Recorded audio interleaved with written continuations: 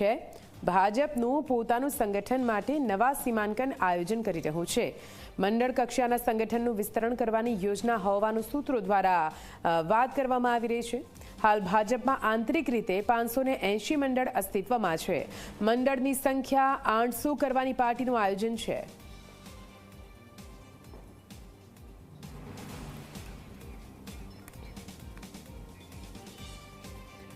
વધુ માહિતી સાથે સંવાદદાતા હિતલ ગાંધીનગરથી જોડાઈ ગયા છે। હિતલ, ગાંધીનગરમાં ખૂબ જ હલચલ જોવા મળી રહી છે। મંત્રીમંડળ વિસ્તરણની વાતો વચ્ચે મુખ્યમંત્રી દિલ્હી જઈ રહ્યા છે, કઈ રીતે જોઈ શકાય, સાથે સંગઠનના વિસ્તરણની પણ વાતો છે। કેવી રીતે આ તમામ જે પાર્ટીની અંદરથી જે પાસાઓ સામે આવી રહ્યા છે, શું કઈ હલચલ? જી નિધિ, ચોક્કસ એવું કહી શકાય કે મુખ્યમંત્રી દિલ્હી જવા રવાના થઈ ચૂક્યા છે। સ્વાભાવિક છે કે અત્યારે જે પ્રકારનો કાર્યક્રમ આવ્યો છે એ પ્રકારે જોવા જઈએ તો મેરીટાઈમ હેરિટેજ નો જે દિલ્હીમાં આયોજિત કાર્યક્રમ છે એ કાર્યક્રમમાં તેઓ ભાગ લેવાના છે।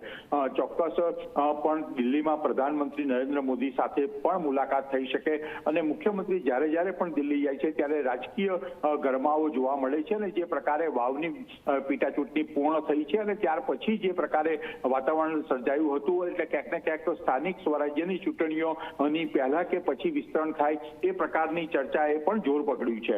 સ્વાભાવિક છે કે આ ઉપરાંત જોવા જઈએ તો સ્થાનિક સ્વરાજ્યની ચૂંટણીઓને લઈને પણ ક્યાંક ને ક્યાંક ભાજપે પણ કવાયત હાથ ધરી છે અને ભાજપ દ્વારા ભાજપ કમલમ ઉપર પણ સીધી રીતે જોવા જઈએ તો જે બેઠકોનો દોર છે એ બેઠકોનો દોર અત્યારે પણ ચાલુ છે। ગઈકાલે પણ મંત્રીઓ સાથે બેઠકો થઈ હતી અને આજે પણ એ બેઠકોનો દોર યથાવત રહેશે। ક્યાંક ને ક્યાંક જોવા જઈએ તો જે મંડળ પ્રમુખોને 2 પ્રમુખ કરવાના જે મોટા મંડળો છે તેને વિભાજિત કરવાની કવાયત છે અને નવા સીમાંકન ની જે વાત છે એ વાતમાં પણ ફેરફાર સંગઠનમાં કરી શકાય એ મુદ્દા પર પણ ચર્ચા વિચારણા થવાની શક્યતાઓ અત્યારે જોવામાં આવી રહી છે। જી નિધિ, બિલકુલથી આભાર પૂરી માહિતી માટે હિતલ।